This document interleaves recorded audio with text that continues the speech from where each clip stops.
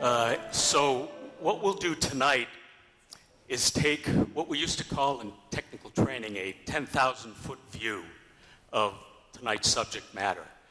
I've done some cherry picking to make sure that we had pertinent information to cover the topic, and there's so much other documentation and stories and underlying information.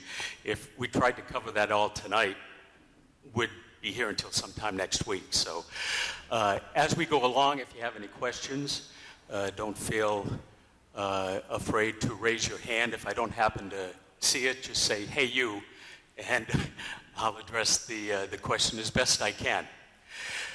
So tonight's topic is a brief history of Pilgrims John Howland and Elizabeth Tilley and their connections to Barnstable. How many descendants of John Howland and Elizabeth Tilley are in the audience tonight? Oh, a bunch. Great, great. So you're probably familiar with this coat of arms in the top right-hand corner. And you probably proudly display an image of it in your house, or wear a signet ring, or wear some jewelry.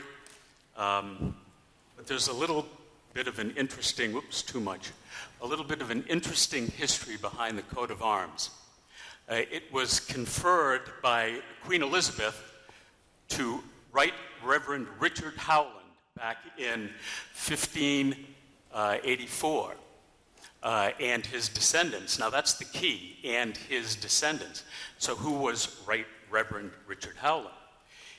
He was the brother of the great-grandfather of John Howland, whose name was John.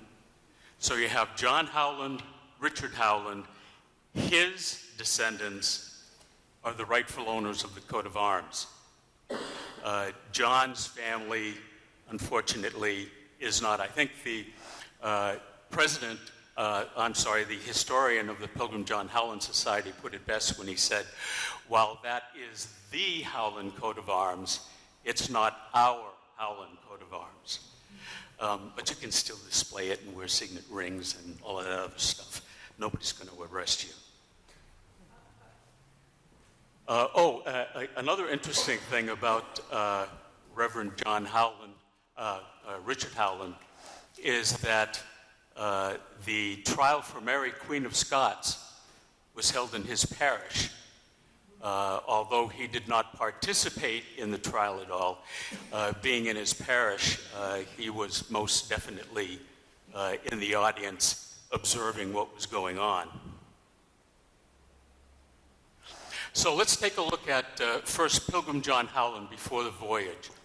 He was born about 1592 in Fenstanton, England, and you can see up here where I've called out where Fenstanton is, and right down here, a little bit closer. Interesting that Fenstanton is next to St. Ives. I wonder if he was the guy who was traveling to St. Ives and met a guy with 40 wives and so on and so forth. There are a number of historians who propose that he was born sometime between 1592 and as late as 1602. And they provide some rather compelling information that would substantiate those claims. However, based on his death record, most historians have settled on that 1592 birth date. His father was Henry. He was a farmer, a yeoman. We don't know the extent of John's education, whether he had any formal education or not. But we do know that he moved to London about 1619 to kind of seek his fortune. His brother, his older brother Humphrey was already there. He was a draper, which is a merchant working in the woolen industry, and did a lot of work in the London area. So there are no records of John ever being in Leiden. So the likelihood that he was a separatist is pretty slim.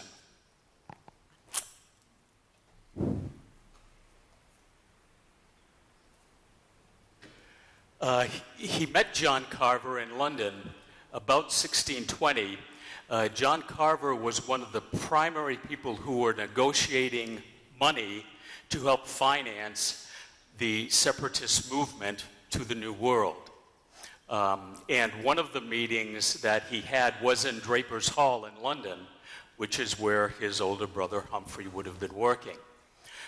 So it's very likely that John Howland met John Carver at Draper's Hall, and Carver was so impressed with him that he hired him, signed him on as his manservant, which was basically handling his business affairs, helped him out with his business affairs.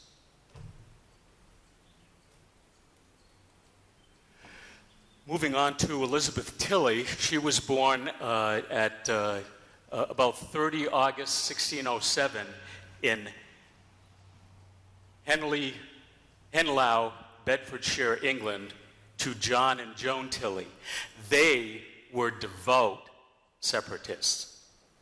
They were part of the separatist movement from the beginning. John and Joan had 4 children before Elizabeth, only one of which was still living when Elizabeth was born in 1607.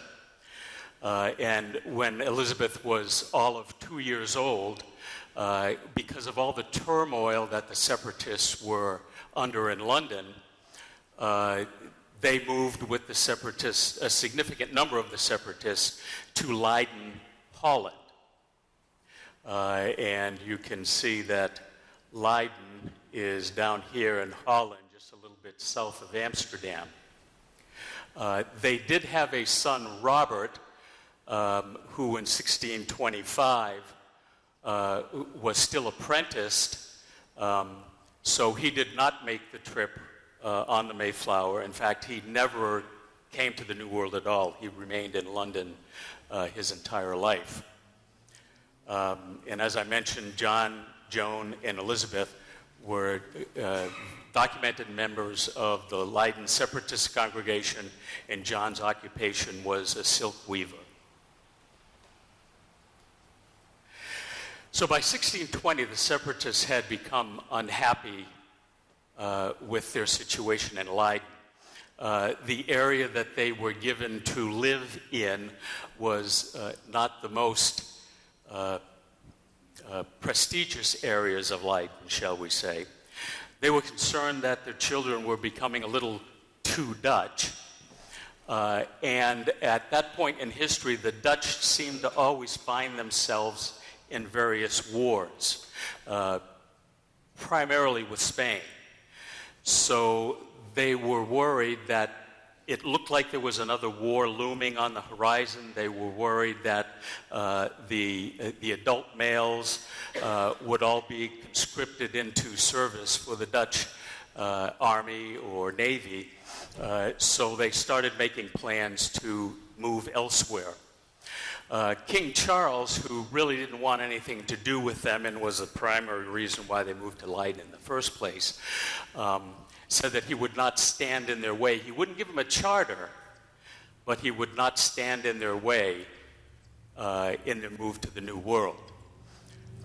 So after a number of delays and great expense and John Carver negotiating, there were 2 or 3 different business groups that he negotiated with to try to finance the voyage before finally settling on the merchant adventurers. The separatists obtained a patent from the London, Virginia Company, which became known as the Merchant Adventurers, to finance their voyage. So in late June of 1620, the separatists traveled in a barge from Leiden down the Vlett River down to Delfshaven. In Delfshaven, they boarded a ship called the Speedwell. Now, this was a ship that they had already purchased.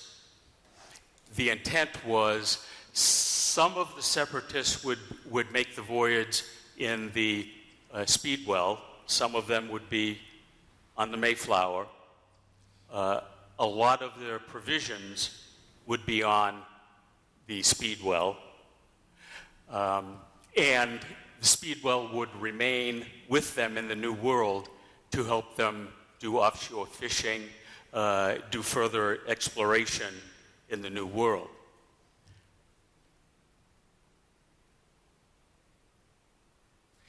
So this is the departure of the Mayflower and the problem with the Speedwell. I apologize for it being cut off a little bit there on the far left-hand side, but the image that I took off the internet had cut it off, so I had no choice. I added in with PowerPoint, with Photoshop, the July, August, and September. But on July 15th, the Mayflower left London, so that's the blue line. The Mayflower leaving London with provisions, with the crew, and with people that the merchant adventurers had hired to help oversee and protect their investment in the New World. One of them happened to be John Hopkins, who was, or Stephen Hopkins rather, who was added because of his knowledge of the native Indian population in the New World. So he would be able to help the settlers kind of work with the natives where they were going. On July 19th, the Mayflower arrived in Southampton, so that's the blue line going to Southampton. On July 22nd, the Speedwell, with those passengers, and by the way, not all of the separatists left Leiden. There just wasn't enough room for everybody. And I would imagine some people weren't that keen on making a cross-Atlantic voyage in 1620. So their spiritual leader, Reverend Robinson, stayed behind to continue to minister to those that stayed in Leiden. And some of the families were split up. For instance, Thomas Rogers only took his oldest son, Joseph Rogers, with him, and he left the rest of his family in Leiden, expecting them to join him at a later date. But that never happened. His other 2 or 3 children and his wife ended up dying in Leiden. Reverend Robinson never made it to the New World either. He stayed in Leiden the rest of his life. So on July 25th, the Speedwell, the White Line, arrived in Southampton. So then both ships on August 5th left Southampton and started the voyage to the New World. There was a little bit of a problem, in as much as both the Mayflower and the Speedwell, being a little bit smaller than the Mayflower, were not masted for cross-the-sea voyages. They were only masted to be merchant ships up and down and around the coast. So both ships were remasted, and the Speedwell started leaking very badly. So both ships returned to Dartmouth on August 12th. They did the repairs on the Speedwell, and they left Dartmouth on,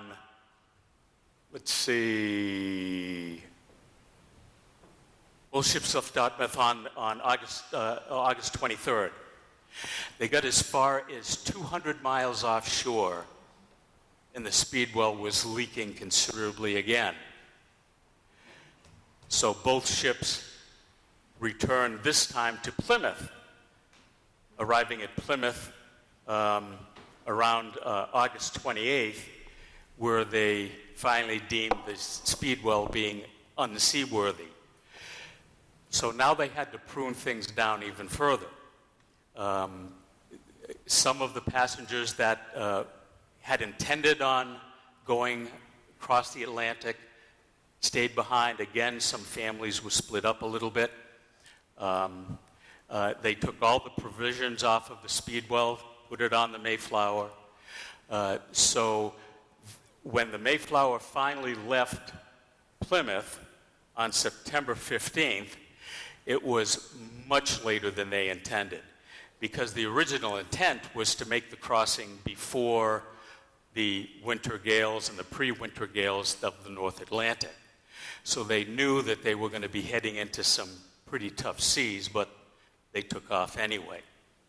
And there has been some speculation that the master of the ship Speedwell kind of sabotaged things and didn't want the Speedwell to make the trip anyway.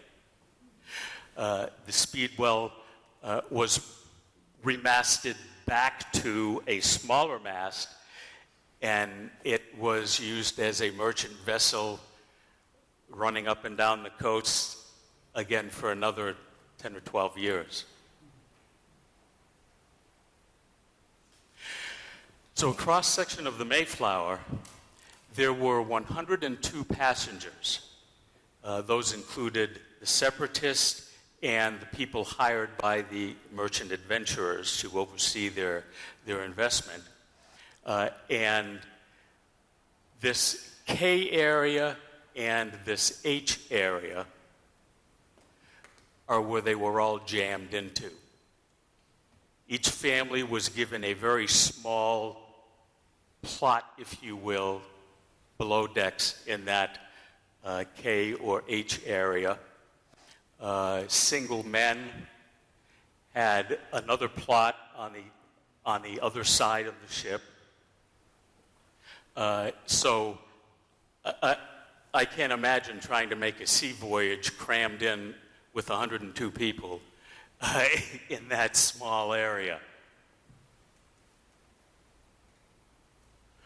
Now, man overboard, the result of the late departure, we mentioned that they were now going to be facing the gales in the North Atlantic, and they fought their way through a couple of storms. And about half to three-quarters of the way across, our ancestor here, John Howland, got swept overboard. And thanks to the main topsail halyard, which is a big, thick rope that was used to secure the main sail on the main mast, was flipping around in the wind, found itself in the water. He grabbed hold of it. They pulled him aboard and used fishing hooks to get him out of the water back up on board. And one of the people who was instrumental in getting him back up on board was the sailor who was responsible for managing the topsail halyard. So on one hand, he was praised for making the save of John Howland, but he was disciplined by ship's master Jones for not doing his job right. So if he wasn't pulled aboard, there's well over 2 million people that would never have been here, including myself and those of you who are direct descendants. So we have to thank the guy who didn't do his job right. So finally arriving in the New World, 3,101 miles later, 66 days, and an average speed of 2 miles an hour. They arrived, their original destination was down here in what's now known as the New York City, Manhattan area, because the Virginia landmass actually came all the way up to just about New England at that time. Everything south of that was part of the Virginia property. So That's where they had intended to go. They arrived and realized, oops, we were blown off course. We're too far north. We have to go down south. They tried to get past the shoals on the Outer Cape here in the Chatham area, and Ship's Master Jones said, no, we're not going to do it because we'll probably sink. So what they did is curled back up and anchored for a while in just off of Provincetown. Since they were not going to be in the area governed by Virginia and having to subscribe to Virginia laws, there was all sorts of arguments that broke out about, well, we don't have to do this, that, the other thing. And John Carver made things manageable by creating the Mayflower Compact. And that was signed on November 11th. John Howland was the 13th signator of the 41 male adults that were allowed to sign. And John Carver at that point was also elected as being the governor of this new colony. Still didn't know where they were going to be going, but John Carver was going to be the governor. John Howland was part of the many explorations all through here, the Cape, trying to find a good place to settle that had fresh water, good game. John Howland was part of most, if not all, of those excursions, and was also part of that first encounter, which was held at First Encounter Beach, where there was some exchange of musket fire and arrows between the natives and the Pilgrims, and no injuries, nobody was wounded. It was over quickly. The natives went back into the woods, and the Pilgrims went back onto the Mayflower to continue. On board they also had a small ship that they had to reassemble once they got here so that they could do the excursions. The Mayflower had to be anchored offshore. So the first winter and spring, the women and children and sick men stayed on the Mayflower, while the healthy males built the first house in Plymouth when it was decided that Plymouth is where they were going to reside.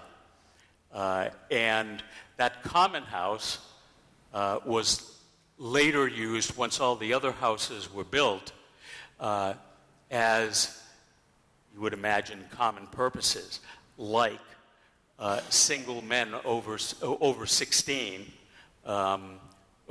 would stay in the common house. Over half of the Pilgrims died in that first winter, including Elizabeth Tilley's parents and her aunt and uncle. So Elizabeth Tilley, at the ripe old age of 13, did you have a question? Who were her aunt and uncle? Her aunt and uncle were the names. Sorry. No, that's fine. I just have a Edward Tilley and Agnes Tilley. Edward and Agnes. So at 13 years old, Elizabeth Tilley was an orphan. The Carvers had no children.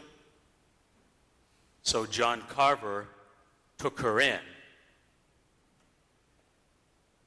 And the household then for John Carver included Elizabeth Tilley, age 13, John Howland, Desire Minter, who was just listed on the passenger list as a companion of the Carvers, and a servant, William Latham, who was 16. Desire Minter, age 16, became very, very close friends with Elizabeth Tilley. They were so close in age. However, by late 1621, early 1622, Desire Minter went back to London.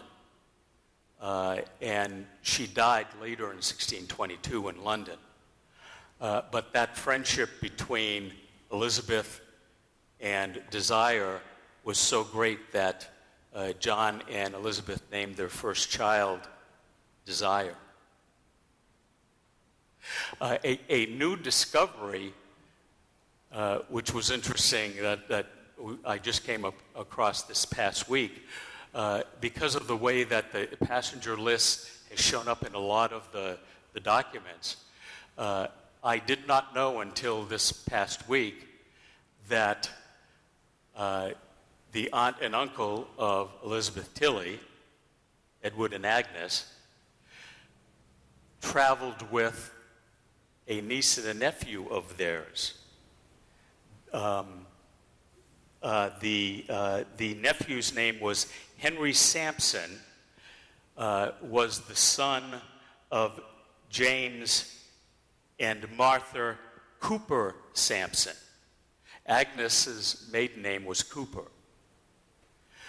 He was 17 years old at the time, and also traveling with them was a 2-year-old child named Humility.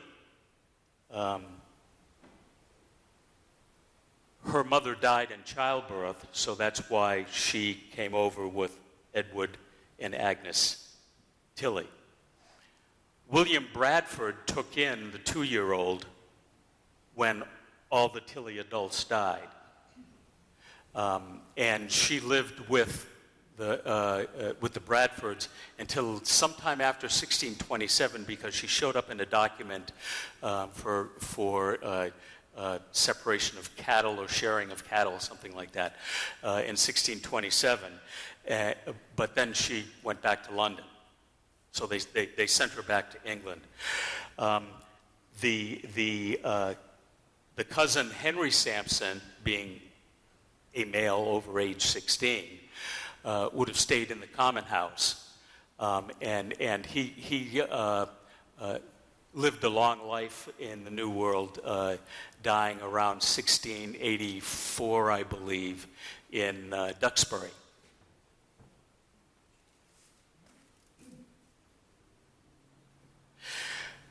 So to make matters even more complicated, while working in the fields one hot spring day in 1621, John Carver fell sick. Speculation was it was either a heart attack or a stroke, and he died later that day. So John Howland, being his manservant, kind of continued handling what would have been his business affairs and was the male figure for the Carver family. And it continued to take care of his business dealings. But a few weeks after that, John Carver's wife Catherine died. So finally, now John Howland was released of his contract. He was still responsible for Elizabeth Tilley, Desire Minter, William Latham, and there are some people who speculate that, well, there's no way that a 28-year-old John Howland, being single, would be charged with overseeing or caring for, there it is, a 13-year-old Elizabeth Tilley. But there are no records that have been found that indicate that she lived anywhere else. And John Howland did have a house built as one of the first houses built on what was then called First Street. It's now known as Leiden Street in Plymouth. There's a plaque on the sidewalk approximately where the Howland property was. So we have to assume that they all lived together until John finally married Elizabeth on 4 August 1623. So she was, 16 years old when she married John Howland. And he was like 30, 28 or 30? Yeah, being born in 1592, he was like 29, 30, somewhere in that neighborhood. So, continuing with John Howland in Plymouth, in Plymouth, Duxbury, Marshfield, Maine, and Rocky Nook. In 1626, John Howland was one of the 7 undertakers. What's an undertaker? These 7 first comers,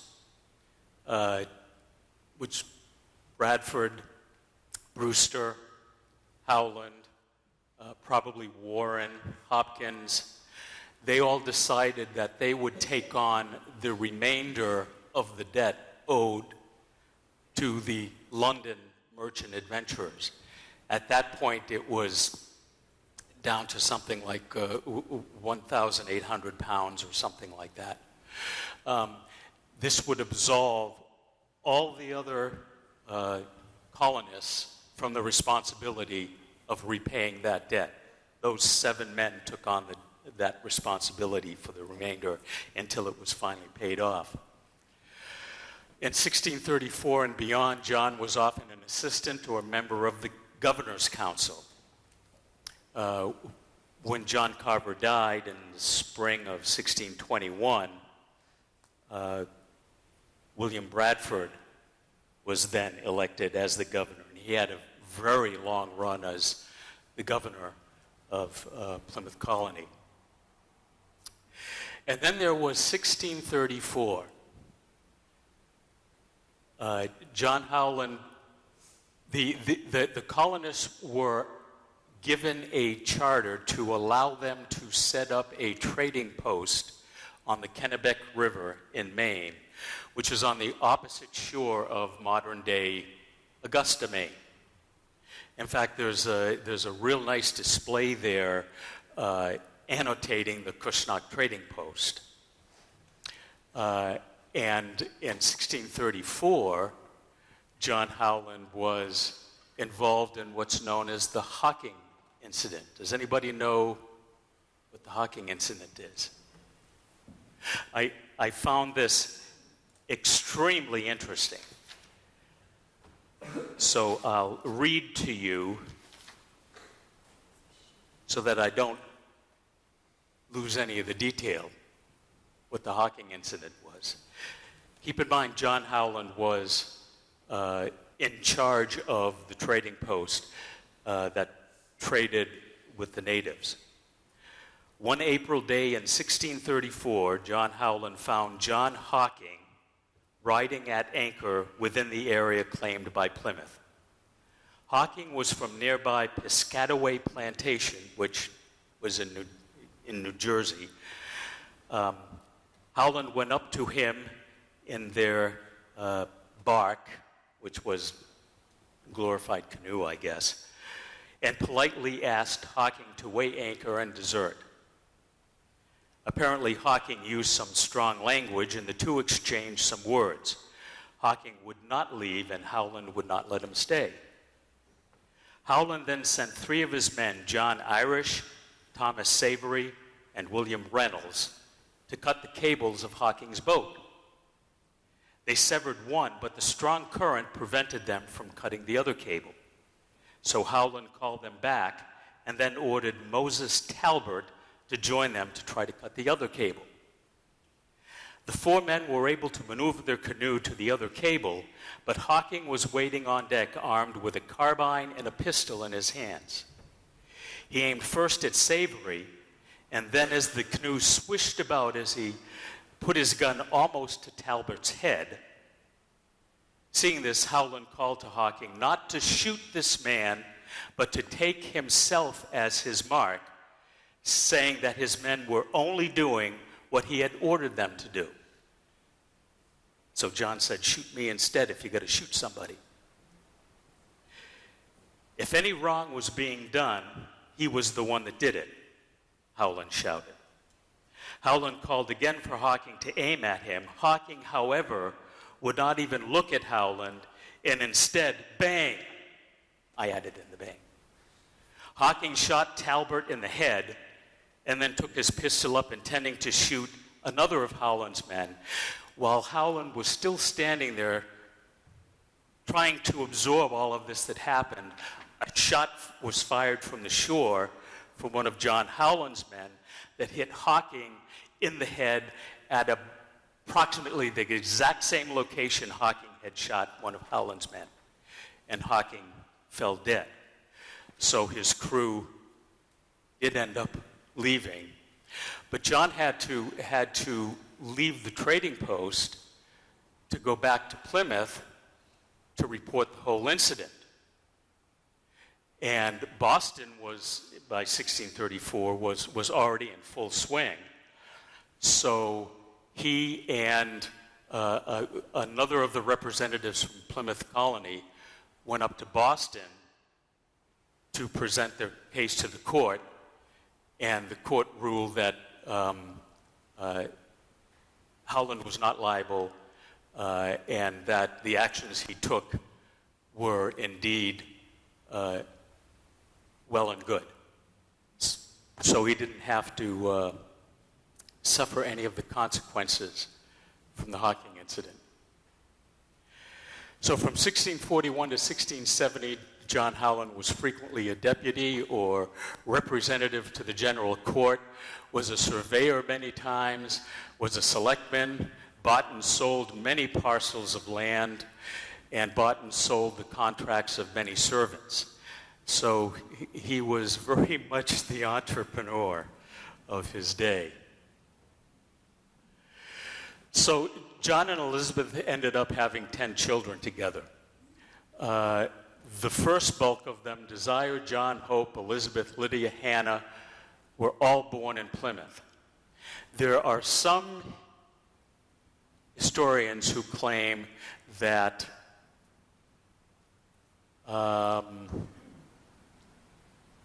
Hannah and maybe Lydia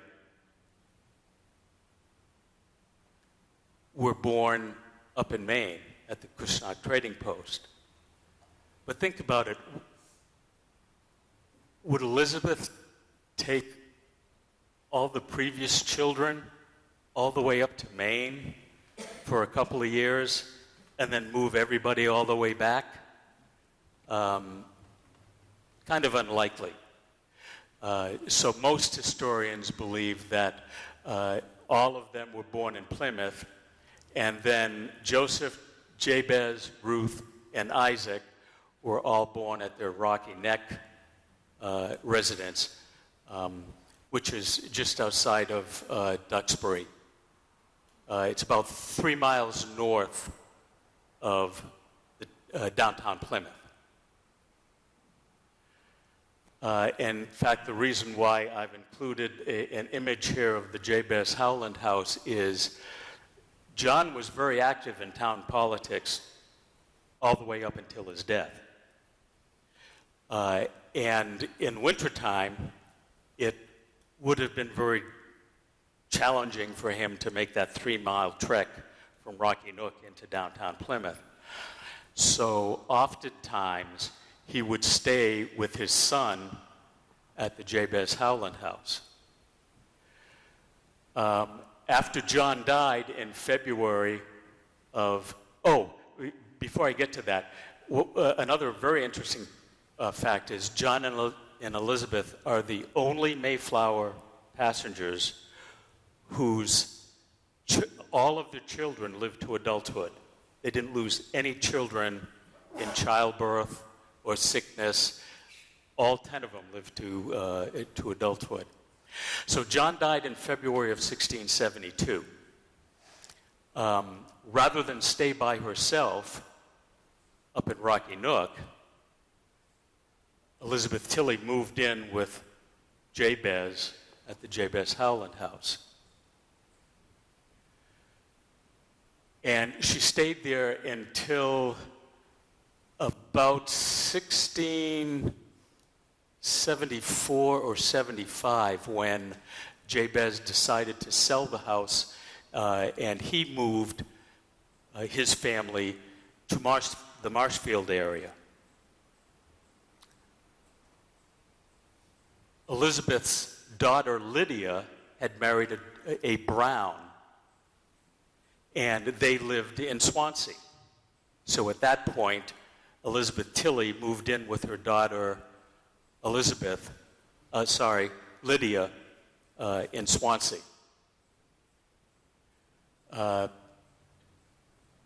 At John's death, he was one of the wealthiest men in Plymouth, and he's buried in Burial Hill in Plymouth. There's a nice marker where his burial is, and those of us who are descendants have probably been up there and have seen that marker.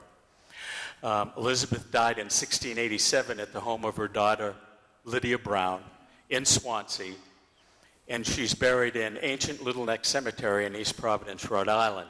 At the time, that was at the outer edge of the Brown farm. The Brown had a massive amount of land in Swansea that extended south down into what we now know is Rhode Island.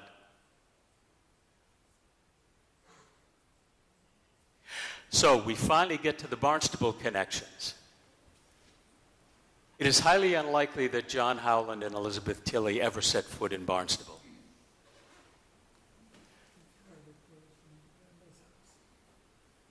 So their connections are through their first 4 children.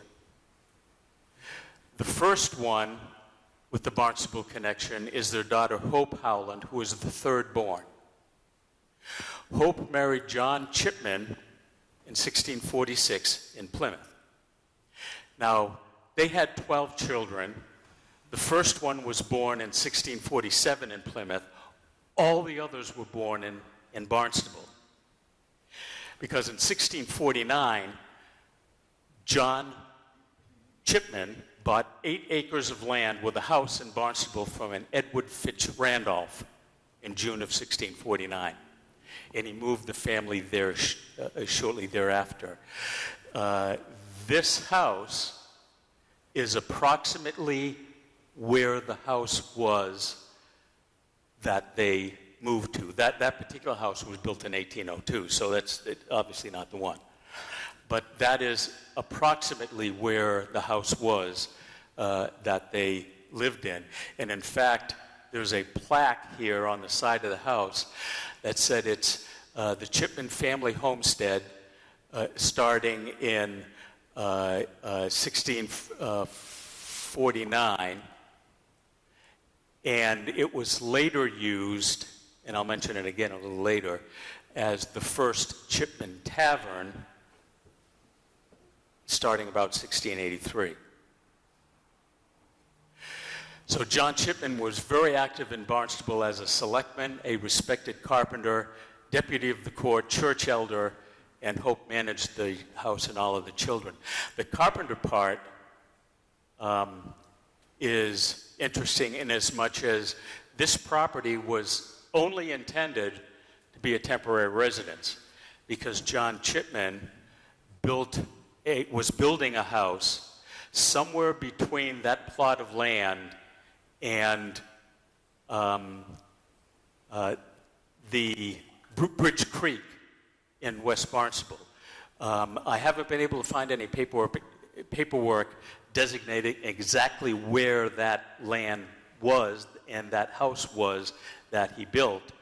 But about 1654, John Chipman sold that land and moved his entire family to that other house.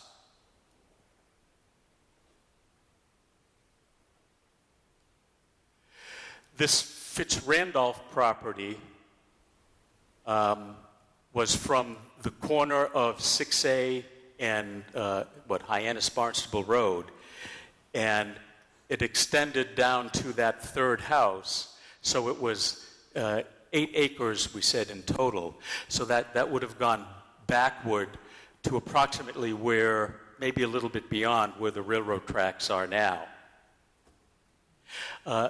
But that property kind of was a hot potato in the town of Barnstable because it changed hands so many times, and it ended up being subdivided a number of times. So by 1683, the oldest son of John Chipman and Hope Howland Chipman purchased the plot, which included that yellow house again, or where the yellow house was. And that's where that building that was there, he converted to the first Chipman Tavern. And he operated that from 1683 to about 1700.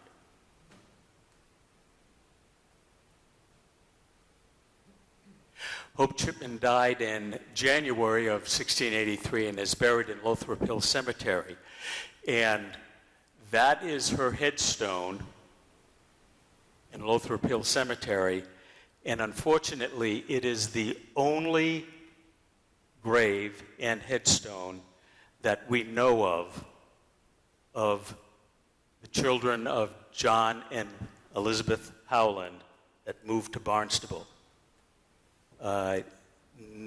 We don't know where the other children were buried, but for one, and I'll get to that in a bit.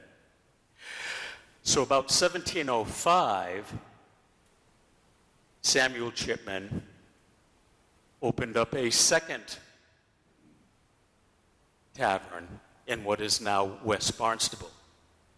And it was on the site of this house, on 6A. He operated that tavern, or the family operated that tavern up until about 1805, where it burned down. The chimney was the only thing that was, yes?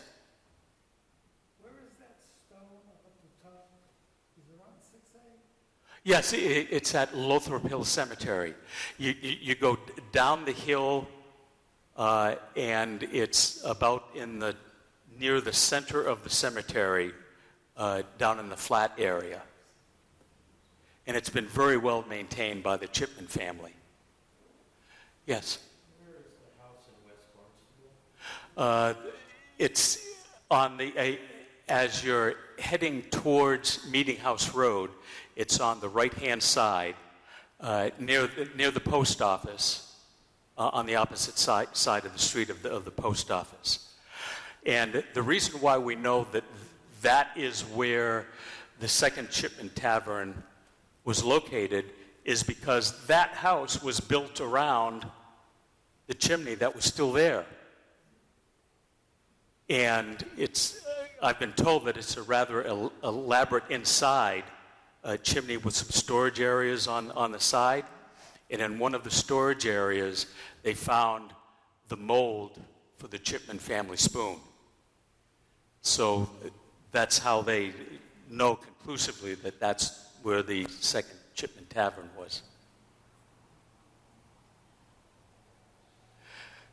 So the second Barnstable connection, and this one was a little bit trickier to nail down, was their daughter Elizabeth Howland, who was their fourth born. Elizabeth married Ephraim Hicks in 1649, September of 1649, in Plymouth, but Ephraim died 2 months later. So in 1651 in Plymouth, Elizabeth remarried. Her husband was John Dickinson, a sea captain, who was from Barnstable and who owned 8 acres of land in Barnstable. And just to as you're facing the courthouse, just to the left of the courthouse, the 8 acres would have been in that area where the property that John Dickinson owned.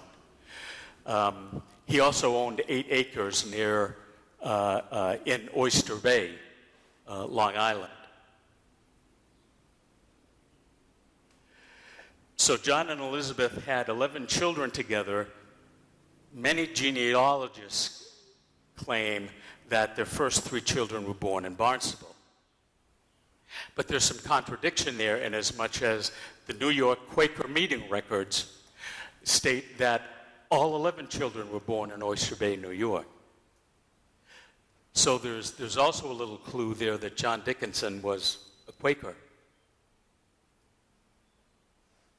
John sold his Barnstable land in 1654 to Isaac Wells, and the family would have permanently been settled in Oyster Bay by 1654.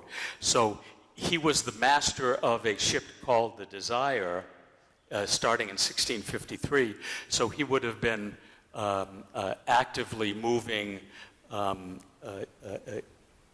belongings from the Barnstable house to the Oyster Bay house and the family as he was making his runs on the ship Desire. The third Barnstable connection is the firstborn child, Desire Howland. She married Captain John Gorham in 1642 in Plymouth. After their marriage, they moved to Marshfield, where their first 5 children were born. The family then moved to Yarmouth and then Barnstable in 1652, where they had 6 more children. Now, John Gorham had a long list of accomplishments. He owned a grist mill and tannery in Barnstable. In 1673, he was the lieutenant of the Plymouth forces in the Dutch War. Dutch were always fighting people, mostly naval battles back then. But at that time, there was a constant back and forth between England and the Dutch with the city of New York. It was originally called New Amsterdam, but New York took it over and they called it New York. The Dutch took it back and they renamed it to New Amsterdam. Eventually, the English took over permanently and it stayed New York. During King Philip's War, John Gorham, now a captain, commanded a force that fought in the Great Swamp Fight in Swansea. Now, there's a little discrepancy in this plaque that sits in front of the John Gorham house, which is still there on 6A. It's almost at the Yarmouth line. As you're heading towards Yarmouth, it's the last house on the left before you get to the Yarmouth line. That plaque says that he died of wounds in the Great Swamp Fight. Not true. We have come to learn since that he fell ill during the Great Swamp Fight, and he was moved to the farm of Lydia Brown in Swansea, where he died.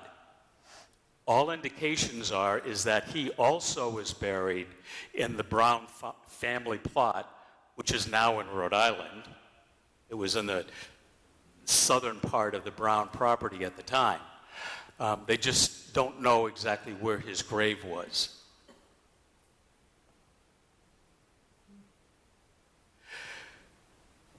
So the fourth Barnstable connection and the final Barnstable connection is Lieutenant John Howland.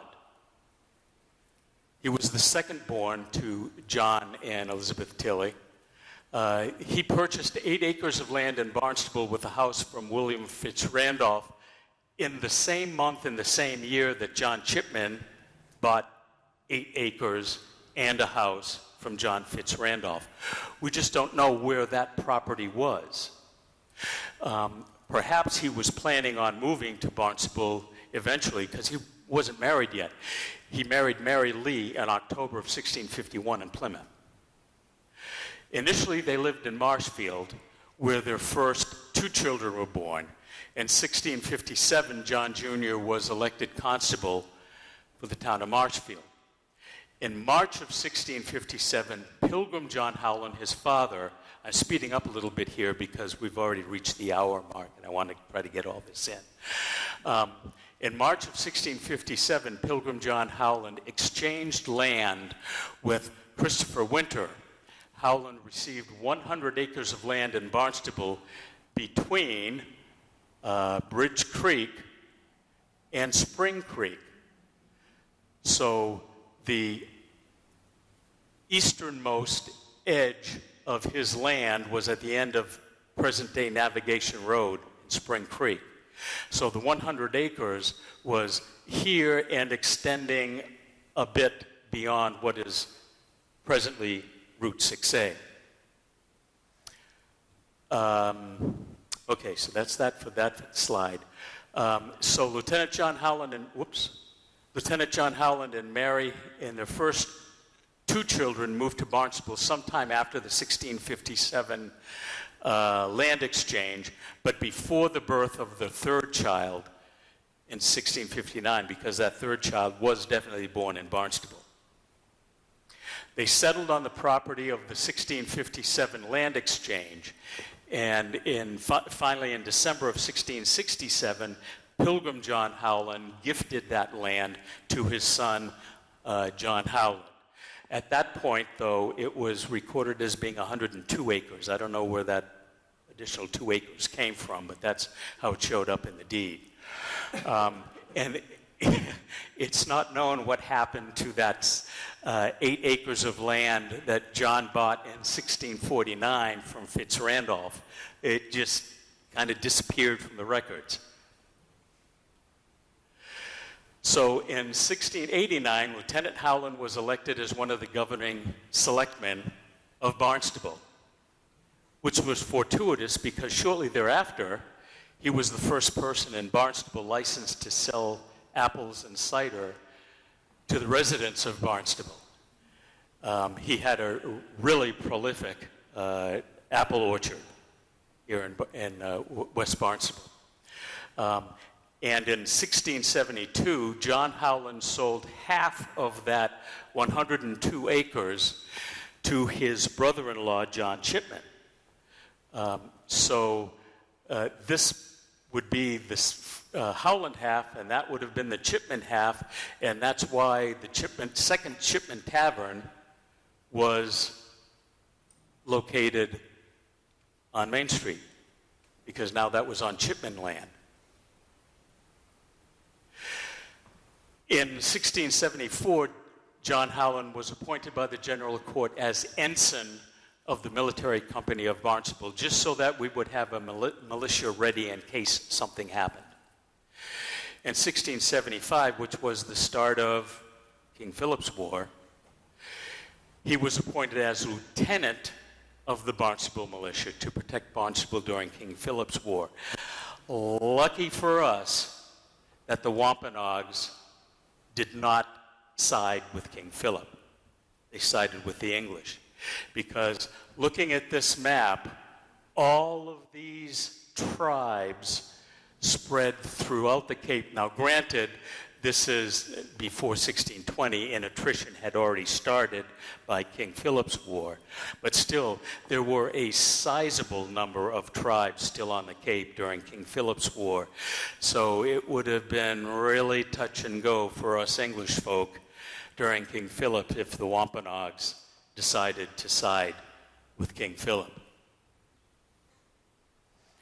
In 1699, John Howland was admitted, Lieutenant John Howland, the son, was admitted membership to the Great Marshes Church, which was also known as the Second Meetinghouse.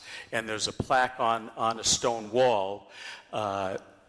It's just before the railroad overpass on 6A is where the Second Meetinghouse was located. The first one, by the way, was located right next to Lothrop Cemetery on Lothrop Hill. In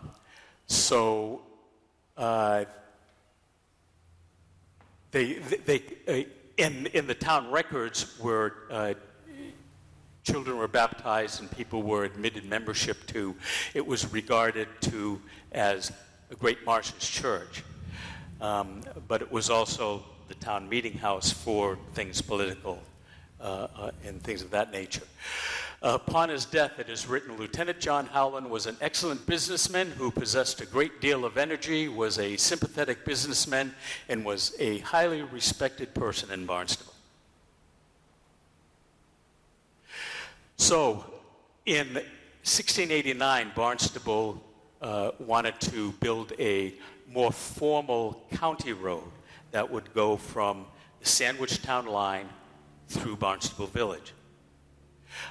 And we know, thanks to the surveyor's records, exactly where John Howland's house would have been, John Howland's barn would have been, and even where his sheep pens were.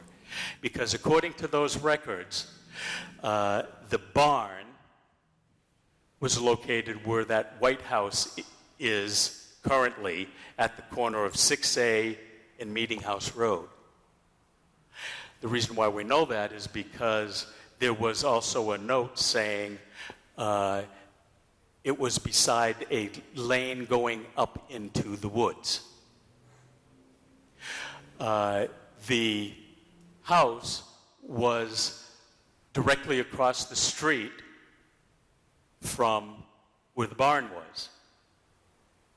So right now there's an auto repair shop there, and there was a talk that my wife Louise and I were sitting at, and it was at the West Barnstable Historical Society meeting last week, or earlier this week, and he stated that one of his relatives had was it a blacksmith shop there, Nancy? Yeah. And the road went right through, between the house and the barn, went right through John Howland's sheep pens.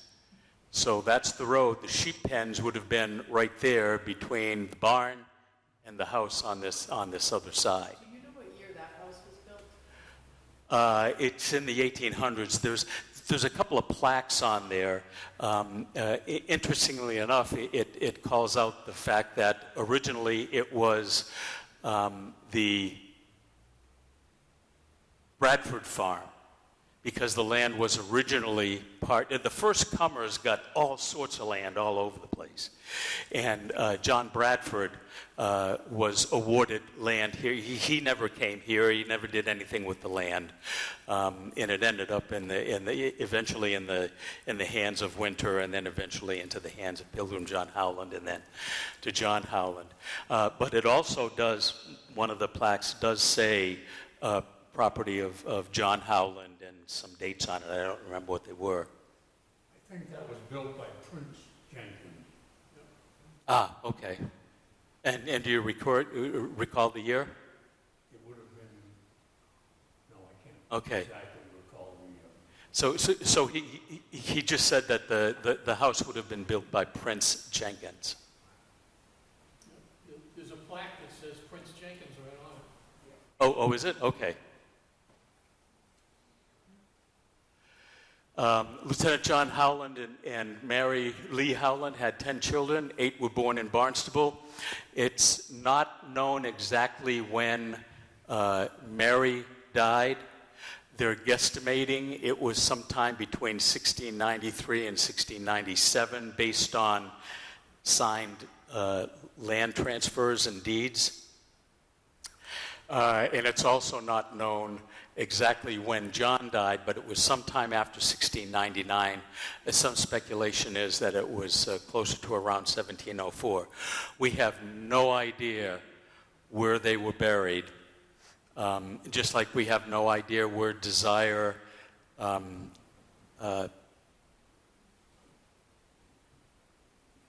Gorham was buried. She died later in 1683. Speculation is that it would have been for Desire, probably somewhere on the Desire land, and for John and Mary, probably somewhere on the Howland land, but it's not recorded anywhere, not marked anywhere, so we have no idea. The only headstone that we know of is Hope Chipman. So, even the presentation is telling me to wrap it up.